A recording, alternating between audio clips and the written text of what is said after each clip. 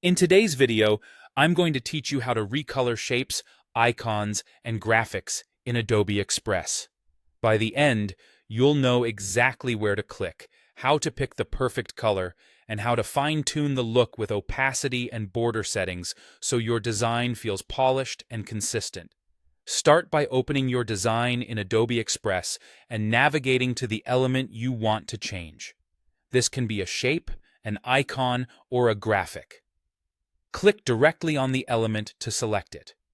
You'll know it's selected when you see a bounding box or handles around it, and the editing options will become available. With the element selected, look for the Options panel, which typically appears either along the left side or across the top of the screen.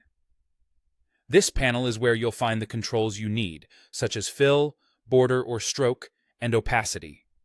If you're working with a shape, you should see all three.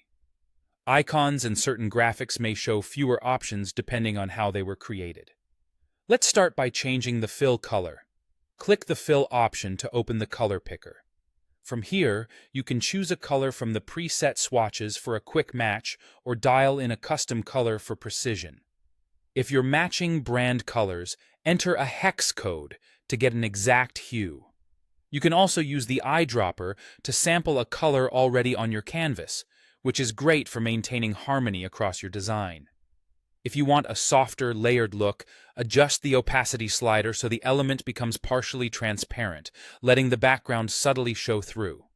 Next, adjust the border, sometimes labeled stroke, if your element has that option. Select border or stroke in the same settings area. Choose a color that complements your fill.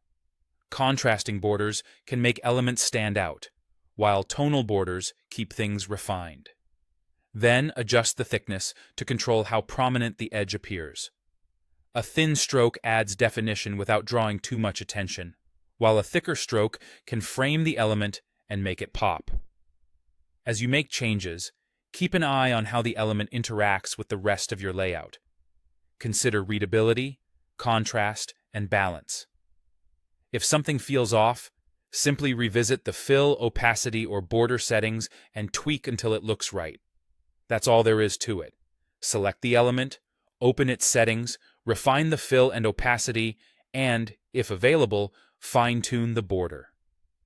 With these tools, you can instantly align your visuals with your brand, your theme, or the mood you're aiming for.